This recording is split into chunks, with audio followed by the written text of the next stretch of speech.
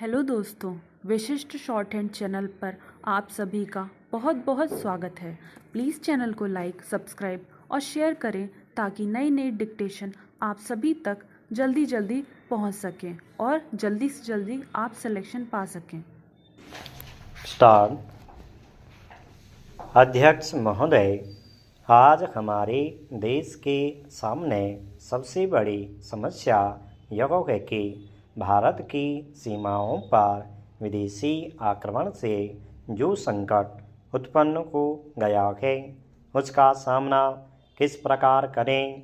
राष्ट्रपति जी ने अपने भाषण में आशा प्रकट की है कि आक्रामक देश जल्दी ही अपनी आक्रामक नीति को छोड़ देगा।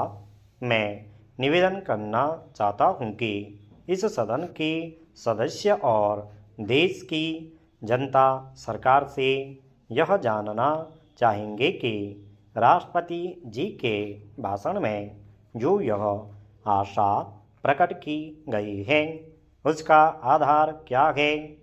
वे यह जानना चाहेंगे कि कौन से ऐसे संकेत मिले हैं जिनसे हम समझ सकें कि वह अपनी आक्रामक नीति को छोड़ देगा, भारत की सीमा से अपने आक्रमण को हटा लेगा और भारत की अखंडता का सम्मान करते हुए फिर से मैत्रीपूर्ण संबंध स्थापित करेगा। पिछले कुछ महीनों से जो घटनाएं घटी हैं और आक्रामक के साथ अधिकारियों के स्तर पर जो वार्ता हुई है उनसे इस प्रकार की आशा का कोई आधार दिखाई नहीं देता है। अब इस वार्ता के द्वारा एक बार फिर से यह प्रकट हो गया है कि वह भारत के साथ मित्रता नहीं चाहता। मित्रता तो एक ही आधार पर हो सकती है कि भारत की जिस भूमि पर उसने अधिकार किया हुआ है उसको वह खाली कर दे, मगर ऐसा करना तो दूर रहा, हमारी भूमि पर वह अपने दावे को बढ़ा रहा है। अधिकारियों की रिपोर्ट से यह स्पष्ट हो गया है कि उसके इरादे अच्छे नहीं हैं। श्रीमान हमारे प्रधानमंत्री जी ने यह आशा प्रकट की थी कि हम शांतिपूर्ण समझौते द्वारा इस समस्या को हल करेंगे। मैं यह जानना चाहता हूं कि समझौते के लिए गुंजाइश कहाँ है। वह अपनी जगह पर दृढ़ हैं और अपनी शक्ति से हमें दबाना चाहते हैं, इसलिए हमारी स्वतंत्रता और अखंडता को उसने जो चुनौती दी है हमको दृढ़ता के साथ उसका मुकाबला करना होगा। राष्ट्रपति जी ने अपने भाषण में कहा है कि सरकार की नीति शांतिपूर्ण किंतु दृढ़ है। मैं चाहूँगा कि इसकी थोड़ी सी व्याख्या की जाए। देश आज सरकार से इस प्रश्न का उत्तर चाहता है कि उसके अधिकार में भारत की जो भूमि चली गई है उसको वापस लेने के संबंध में सरकार की नीति क्या है।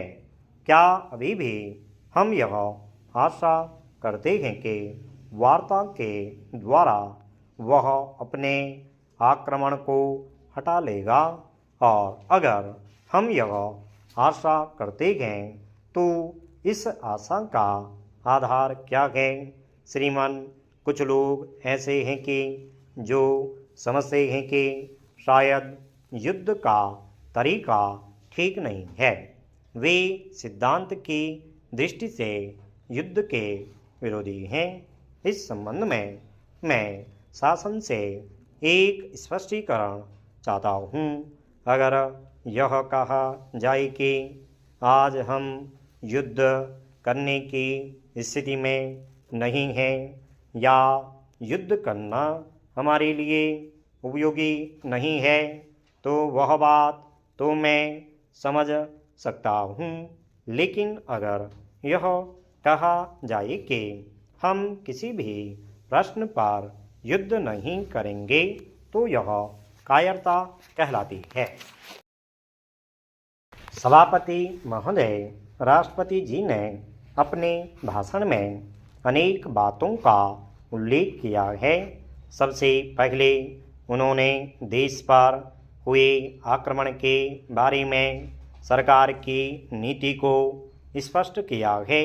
जनता की नज़र देश की उस सीमा पर लगी हुई है जहां पर एक ऐसे देश ने हमारे साथ इतना बड़ा विश्वासघात किया है जिसको हमने अपना सबसे बड़ा मित्र माना था और जिसकी हमने हर प्रकार से सहायता की थी। श्रीमान, आज देश के विभिन्न भागों से कई लोग यह मांग कर रहे हैं कि हमारी जिस भूमि पर उसने कब्जा कर रखा है, फौजी कार्रवाई के द्वारा उस पर अधिकार कर लेना चाहिए। इस संबंध में मैं अपने उन उत्साही साथियों के साहस और वीरता की तो प्रशंसा करता हूँ, लेकिन मैं उनकी बुद्धिमानी की सराहना नहीं कर सकता। इसका कारण यह है कि हमारी जिन नेताओं के कंधों पर आज देश के शासन और उसकी सीमाओं की रक्षा का उत्तरदायित्व है, वे बहुत सोच समझकर कोई कदम उठाते हैं और बहुत सोच समझकर शब्दों का प्रयोग करते हैं। वे जनता की निराशा और क्रोध की भावना से पूरी तरह परिचित हैं, लेकिन वे इस बात को भी जानते हैं कि एक शक्तिशाली तथा सिद्धांतहीन देश के साथ युद्ध छेड़ने से पहले हमें बहुत सोच विचार करना पड़ेगा। श्रीमान, हमारी वास्तविक सफलता का आधार तो हमारे देश के आर्थिक विकास पर ही निर्भर है और इसलिए राष्ट्रपति जी ने अपने भाषण में पंचवर्षीय योजना का भी उल्लेख किया है। इस देश में एक वर्ग ऐसा भी है जो बुनियादी तौर पर पंचवर्षीय योजनाओं के विरुद्ध है। इसके साथ ही साथ बहुत से लोग ऐसे भी हैं जिनको शिकायत है कि 2 योजनाएं आई और चली गई, किंतु हमारा देश उन्नति और विकास नहीं कर पाया है और लोगों के जीवन स्तर में कोई अंतर नहीं आ पाया है। मैं यह स्वीकार करने के लिए तैयार हूँ कि हमने इस अवधि में अपनी आशाओं के अनुकूल प्रगति नहीं की है, लेकिन इसमें कोई संदेह नहीं है कि देश आगे बढ़ा है और आने वाले वर्षों में वह और तेज़ी से आगे बढ़ेगा। इस संबंध में मैं बड़ी नम्रता के साथ रूस और अमेरिका की ओर इशारा करना चाहता हूँ, जो कि संसार के सबसे शक्तिशाली और साधन संपन्न राष्ट्र हैं।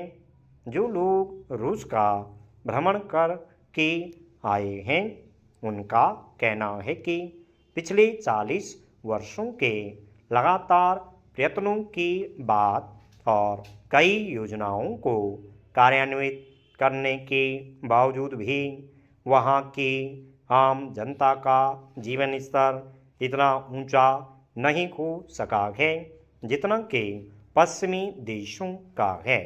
जहाँ तक अमेरिका का संबंध है, आज वहाँ के अर्थव्यवस्था से वहाँ के अर्थशास्त्री बहुत चिंतित हैं।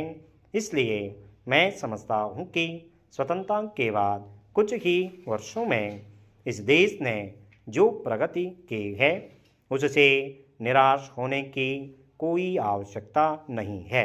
मैं आशा करता हूँ इस प्रस्ताव को सर्वसम्मति से स्वीकार किया जाएगा। स्टॉप।